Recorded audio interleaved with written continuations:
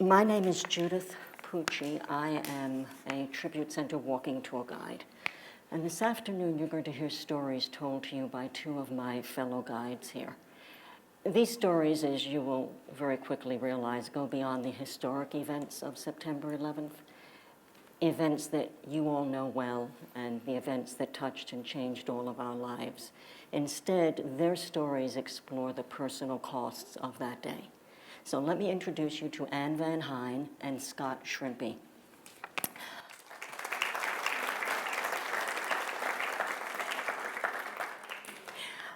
I can tell you something about Scott when he was a very small boy.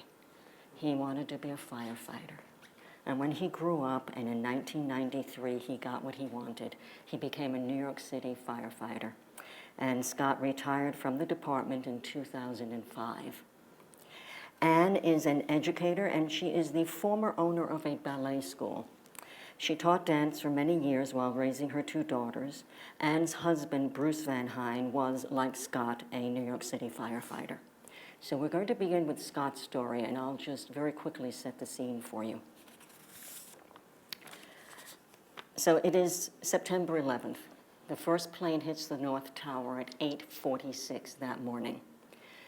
When that happened, the attacks beginning, for the New York City Fire Department, the night shift was ending and the day shift was beginning.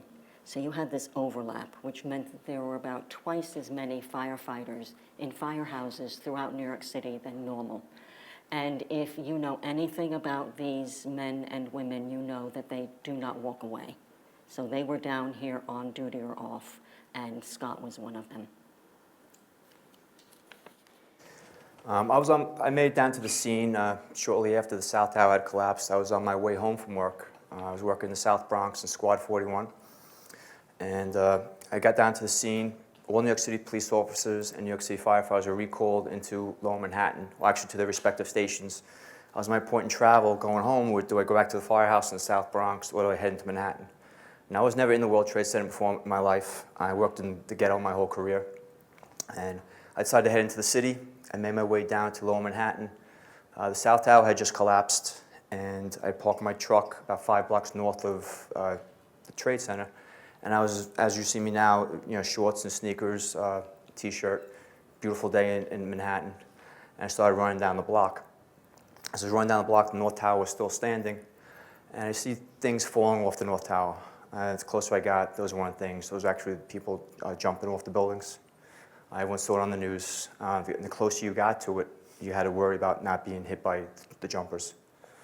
Rescue 1's fire truck was parked on the north walkway. There's two walkways that went across West Street. I know I worked in Rescue 1 a few times, and I was going to grab gear and try to get help. The closer I got to Rescue 1, I'm looking up at the building, the North Tower. All of a sudden you just hear that thunderous roar. It's just the floors coming down. Everyone in the area just took off and ran. I was at the intersection of West and Vesey. I didn't think, I just ran. I ducked behind a car, and I just remember laying under the car and just the ground shaking and just the thunderous roar like a freight train coming by. And it was like a big rock fight coming by, and things just flying by you, the loud crushing sound of steel, glass crushing, and then just a gale force wind, and then everything just went black. Everyone saw the cloud on TV. It wasn't a cloud, or smoke. It was more of the best way to describe it is if you take flour and sand and just dump it over your head. That was the consistency of it.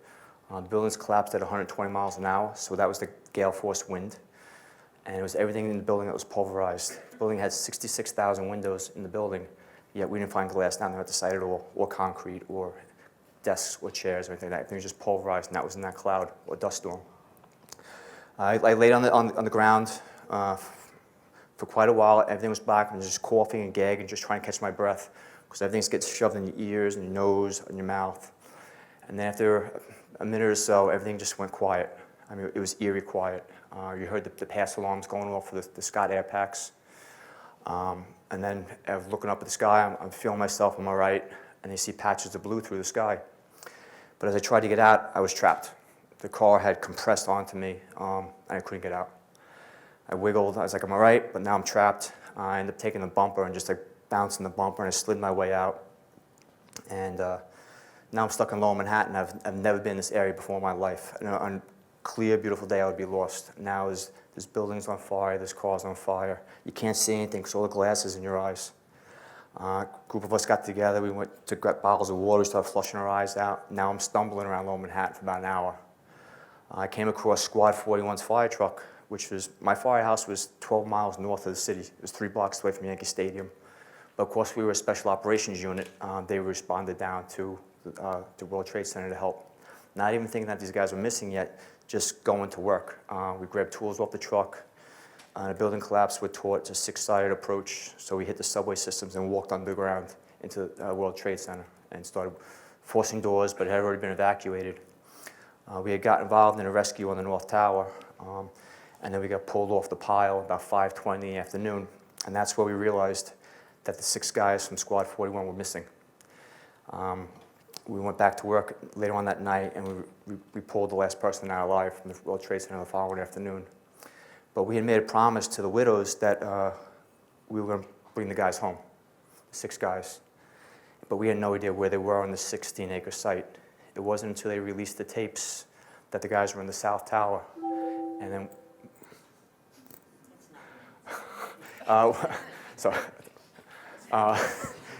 it's out of context. We didn't know where they were, but once we realized they were in the South Tower, Squad 41, like I said, we made a promise to the widows that we were going to find the guys. And we kept someone down here 24 hours a day. We had a sign-up sheet in the firehouse. It was on our time, it wasn't city time. We were digging for our brothers. And we had set up in place that if we found anything of our guys, that we would have a snow day list, take the body, put it on the side, and have 4 hours, and then we'd carry them out as a company.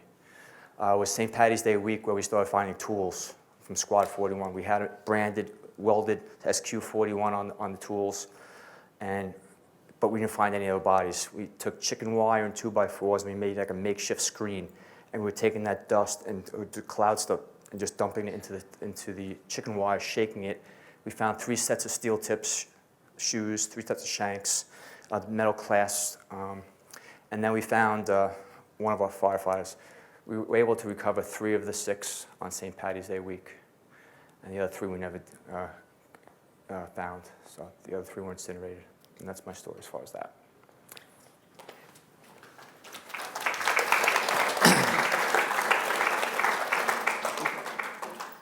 Before Ann, I want to just follow up on what Scott was saying. You may know this number, and you may not. It's 343. That is the number of New York City firefighters who died that day. Never before in the history of the city had we lost 343. To put that in perspective, the greatest loss of life for the fire department was back in the 1980s, and it was a fire where 12 firefighters were lost, and that was breathtaking then because that was never something that had happened before. So 343 firefighters are dead by the end of that day. They are not alone.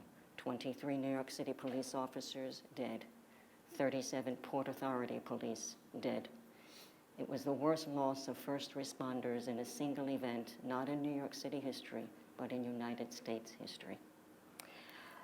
What people often don't realize is that September 11th was ironically also one of the great rescue efforts in this nation's history.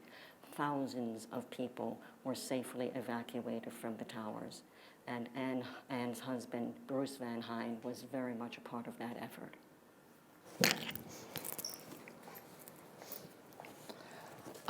I am one of those wives that Scott and the other men from Squad 41 said that they would bring our husbands home.